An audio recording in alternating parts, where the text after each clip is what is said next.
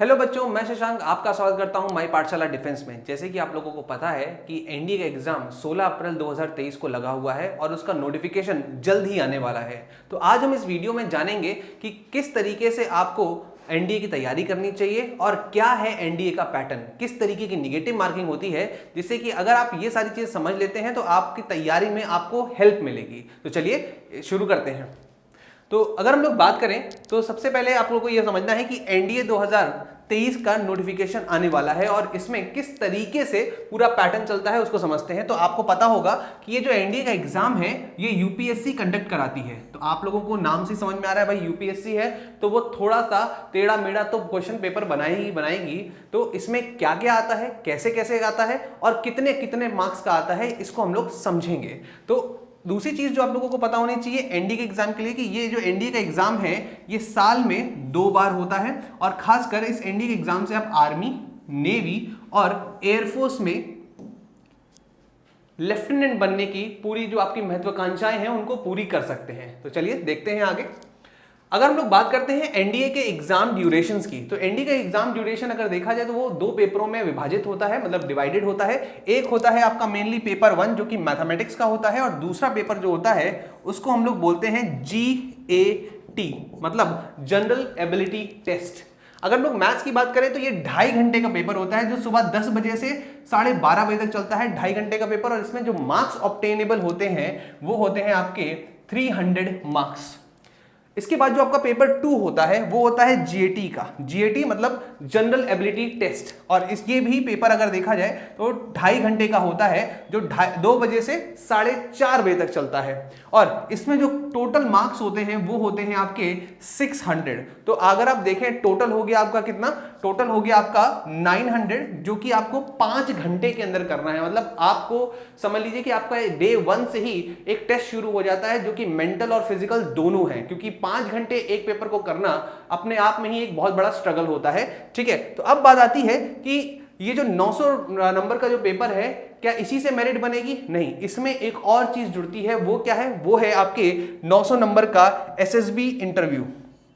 SSB interview आपके 900 number का होता है और दोनों रिटन और इंटरव्यू मतलब एसएसबी के मिलाकर जो नंबर बनते हैं 1800, उससे मेरिट बनती है, उससे आपकी रैंकिंग निकलती है। पर इंटरव्यू जो मैं लिख रहा हूं बार बार, बेसिकली इसको एसएसबी के नाम से जाना जाता है। ये जो एसएसबी है इसमें रिकमेंड होना बहुत जरूरी होता है। अगर आप रिकमेंड हो जाते हैं तब आपकी ये मेरिट बनती है। तो कैसे आपको रिकमेंड होना है, क्या क्या करना है, क्या होता है एसएसबी में, इसको हम लोग करेंगे अगले वीडियो में। पर आज जो हमारा मेन वीडियो है वो है कि किस तरीके से रिटन पर हमें फोकस करना है, क्या क्या आता है रिटन एग्जामिनेशन में। तो एनडीए की अगर हम लोग बात करते हैं तो इसका जो पैटर्न है उसमें सबसे पहले हम लोग देखेंगे जीएस वाले सेगमेंट को। तो ये जो आपका जीएटी वाला सेगमेंट जो है जिसको हम लोग जीएटी कहते हैं, इसमें जो सबसे इंपॉर्टेंट पार्ट है पार्ट 1 वो है इंग्लिश का।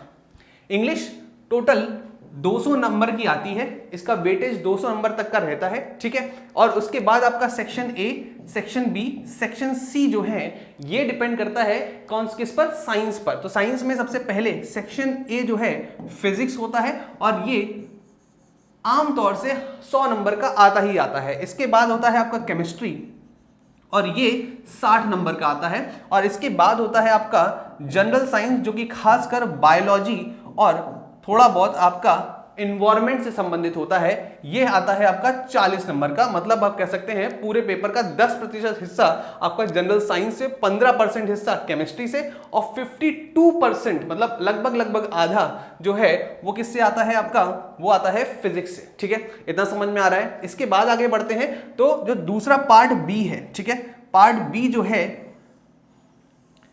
वो है जनरल नॉलेज का, जिसमें हिस्ट्री, ज्योग्राफी, पॉलिटी ये सारे सब्जेक्ट्स आते हैं। तो इसमें अगर देखा जाए तो इसमें कौन सी सबसे ज्यादा आता है, तो याद रखिएगा जनरल नॉलेज में आपका सेक्शन डी जो है 80 मार्क्स का और सेक्शन ई जो है ये आपका 80 मार्क्स का आता है। इसमें से 80 मार्क्स अकेला पूरा ज्योग्राफी रखता है। ठीक है, तो ये बहुत ही इंपॉर्टेंट है। ज्योग्राफी आपके जीएटी के पेपर के लिए बहुत इंपॉर्टेंट है, इंग्लिश आपके जीएटी के पेपर के लिए बहुत इंपॉर्टेंट है, फिजिक्स आपके जीएटी के पेपर के लिए बहुत इंपॉर्टेंट है।